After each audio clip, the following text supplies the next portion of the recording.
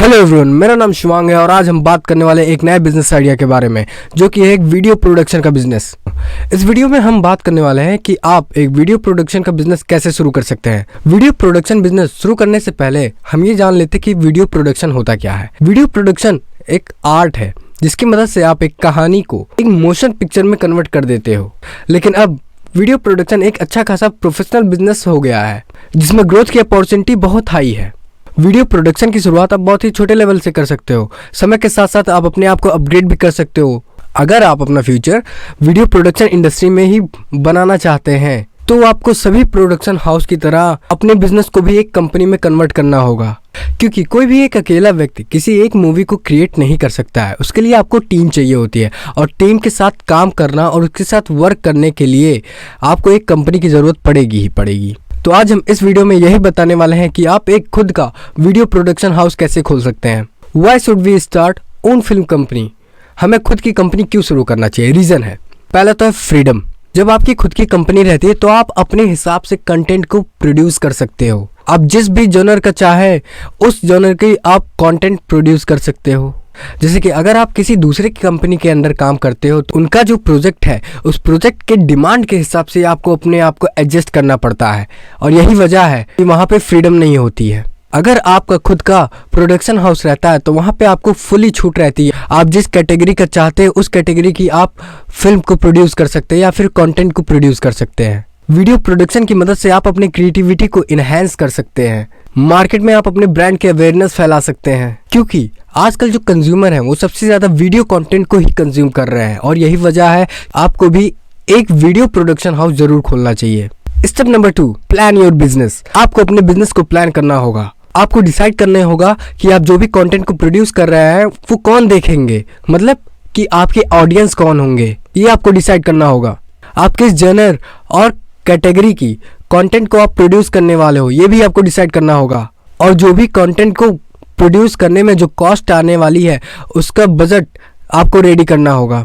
उसका बजट कैसे और कहां से मैनेज आप करेंगे इसको भी आपको ध्यान में रखना होगा। Step number 3, raise money to start a film company. मतलब कि आपको अपनी कंपनी के लिए फंड रेज करना पड़ेगा। आपको अपने बिजनेस को ओपन करने से पहले ही आपको ये डिसीजन लेना होगा कि आप जो भी कंटेंट को प्रोड्यूस करोगे उसका कॉस्ट आप कैसे मैनेज करोगे। अगर आप खुद ज़्यादा ही पैसा नहीं लगा सकते हैं तो कुछ ऐसे तरीके हैं जिनसे कि आप पैसों का इंतजाम कर सकते हैं। जैसे कि अगर कोई व्यक्ति आपके आइडिया में इंटरेस्टेड है तो आप उससे इन्वेस्टमेंट ले सकते हैं, मतलब एज अ इन्वेस्टर वो आपके लिए काम करेगा। आप उसको प्रॉफिट में अपने हिस्सेदारी दे दीजिए, या फिर जिसके पास पैसा है उससे आप मिलें और उसको अपने कंपनी में ज्वाइन कर लें, जिससे कि आपकी और उनकी पार्टनरशिप हो जाए और वहाँ पे आपकी कॉस्ट कम हो जाती है। ये कुछ बेसिक पॉइंट है जिसकी मदद से आप पैसे को अरेंज कर सकते हैं। Departments in your company. आपके कंपनी में कितने डिपार्टमेंट होना चाहिए? आपके कंपनी में 4 डिपार्टमेंट होना चाहिए। पहला, हेड ऑफ डेवलपमेंट में। हेड ऑफ डिपार्टमेंट में जो काम रहता है वो स्क्रिप्ट से रिलेटेड काम रहता है। वो स्क्रिप्ट कहाँ से आएगी, वो किस कैटेगरी की फिल्म बनाने वाले हैं, ये सब डिसीजन आपका हेड ऑफ डेवलपमेंट लेता है। Second, head of production. Production मतलब एक कंटेंट को प्रोड्यूस करने के लिए आपके पास कितना बजट होना चाहिए, इन सभी की जानकारी आपका हेड ऑफ प्रोडक्शन रखता है। Head of post production. अपने कंटेंट को एडिट करने के लिए आपको एक अलग डिपार्टमेंट बनाना होता है जिसको हम लोग कहते हैं head of post production. Next होता है head of sales and distribution. ये क्या करता है, जब आपकी वीडियोस कंप्लीट हो जाती हैं, बन के रेडी हो जाती हैं, तो उसको मार्केट तक अपने ऑडियंस को सप्लाई करने के लिए ये काम आते हैं। मतलब कि बेसिकली आपकी कंपनी के मार्केटिंग और डिस्ट्रीब्यूशन में सबसे बड़ा रोल इन्हीं का होता है। Step number 5, recruiting staff member. आपको स्टाफ मेंबर को रिक्रूट करना होगा, जैसे कि सर्टिफाइड पब्लिक अकाउंटेंट। आपको एक अकाउंटेंट रखना होगा जो कि आपके टैक्सेस को और आपके लाइसेंसेस को मैनेज कर सकता है। आपके सभी लेजर बुक, बैलेंस शीट्स को वो मेजर करेगा और उसे हमेशा मेंटेन रखेगा। राइटर की जरूरत पड़ सकती है जो कि कहानी को बहुत ही अच्छे से राइट करने के बाद उसको स्क्रीन प्ले में कन्वर्ट कर सकता है। मतलब कि राइटर्स के पास फिल्म राइटिंग की नॉलेज होनी चाहिए।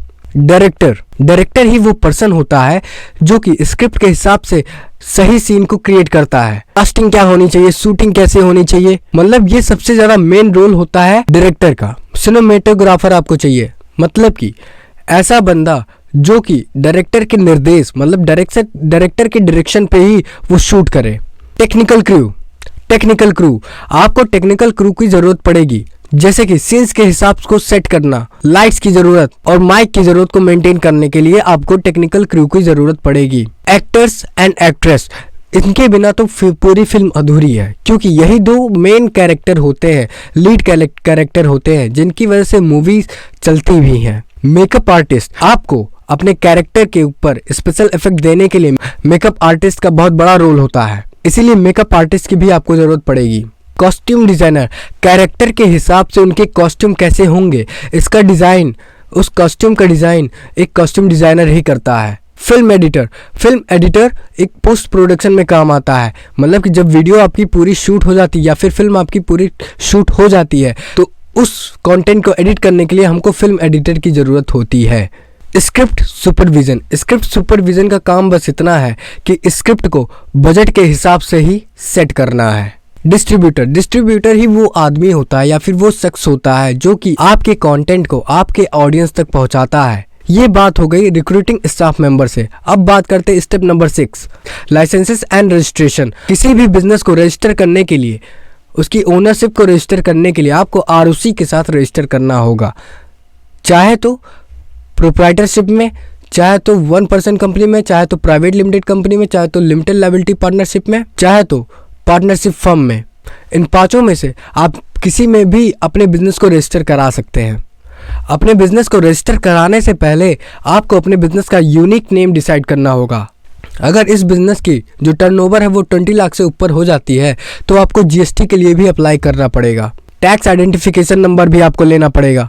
Digital signature certificate and director identification number या फिर डायरेक्टर पार्टनर आइडेंटिफिकेशन नंबर, मतलब कि DSCs and DINs and DPINs, इन सभी को आपको रजिस्टर कराना होगा। आपको अपने बिजनेस के लिए पैन कार्ड का भी रजिस्टर कराना होगा, उसके लिए करंट अकाउंट का भी ओपन कराना होगा, जिसकी मदद से आप अपने प्रोडक्शन का काम स्टार्ट कर सकते हैं। और तो और आपको IMPA मतलब कि इंडियन मोशन प्रोड्यूसर एसोसिएशन के साथ आपको रजिस्टर कराना होगा, या फिर WIPA वाइमिंग इंडिपेंडेंट प्रोड्यूसर एसोसिएशन में आपको रजिस्टर कराना हो सकता है, या फिर FPA फाइनल प्रोडक्शन असाइनमेंट का भी आपको रजिस्टर कराना पड़ सकता है। मतलब कि इन सभी कुछ रजिस्ट्रेशन का आपको फॉलो करना होता है। अगर आप शुरुआत में ही कंपनी खोलने जा रहे हो तो आपको लाइसेंसेस के लिए बहुत ही ज़्यादा दिक्कत होने वाली है, इसीलिए मैं हमेशा आपको ये रिकमेंड करूंगा कि आप एक रजिस्ट्रेशन एजेंट को हायर करें, जो कि वो कुछ फीस की मदद से आपकी कंपनी के लिए जितनी भी लाइसेंसेस ज़रूरत होंगी वो आपको प्रोवाइड करा देगा। Step number 7, promotion and marketing. सभी बिजनेस के लिए प्रमोशन एंड मार्केटिंग बहुत बड़ा इंपॉर्टेंट रोल प्ले करता है। तो आपको भी अपने बिजनेस को लोकल एरिया में कैसे प्रमोट करेंगे, जैसे कि विजिटिंग कार्ड पैम्पलेट छपवाकर और उसको डिस्ट्रीब्यूट करवाकर, डिजिटल मार्केटिंग करवाकर, आप जो भी कंटेंट को प्रोड्यूस करते हैं उसको कुछ कंटेंट आप फ्री में यूट्यूब पे अपलोड करो, आप ऑनलाइन और ऑफलाइन सर्विस दोनों प्रोवाइड करो। ये सब कुछ बेसिक टिप्स हैं जिनकी मदद से आप अपने बिजनेस को एक अलग लेवल पर ले जा सकते हैं। नेक्स्ट हम लोग बात करते हैं इक्विपमेंट्स की। आपको एक वीडियो प्रोडक्शन हाउस खोलने के लिए कौन कौन से इक्विपमेंट्स की जरूरत पड़ सकती है।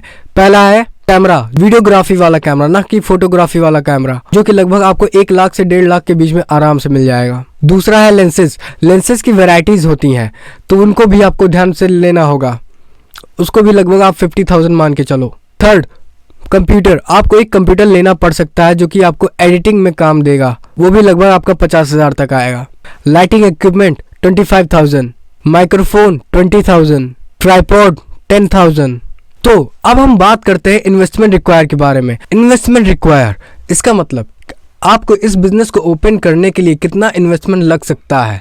तो आइए देखते हैं आपको इस बिजनेस को ओपन करने में कितना इन्वेस्टमेंट लग सकता है। सिक्योरिटी डिपॉजिट के लिए 50,000, रेंट 10,000, डिजिटल मार्केटिंग के लिए 10,000, रजिस्ट्रेशन एंड लाइसेंसेस के लिए 30,000, marketing collaterals 10,000, equipments 2,60,000, salary to 11 people 3 lakhs, near about 3 lakhs।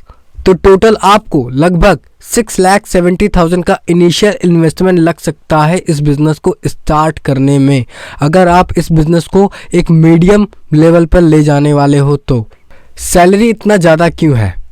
Reason है क्योंकि सर आपके पास क्रू मेंबर है, राइटर है, कॉस्ट्यूम डिज़ाइनर है, फिल्म एडिटर है, डिस्ट्रीब्यूटर है, डायरेक्टर है, इन सभी का कॉस्ट आपको पे करना होता है। एक्टर है, एक्ट्रेस है, इन सभी का कॉस्ट आपको पे करना होता है। इसीलिए मैं मिनिमम 3 लाख का सैलरी मान के चल रहा हूँ। और यही वजह है कि इस बिज़नेस को स्टार्ट करने के लगभग 6,70,000 का इन्वेस्टमेंट करना पड़ सकता है। तो ये हो गई बात इन्वेस्टमेंट से related.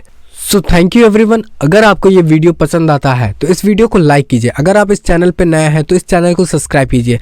Thank you. Vande Mataram.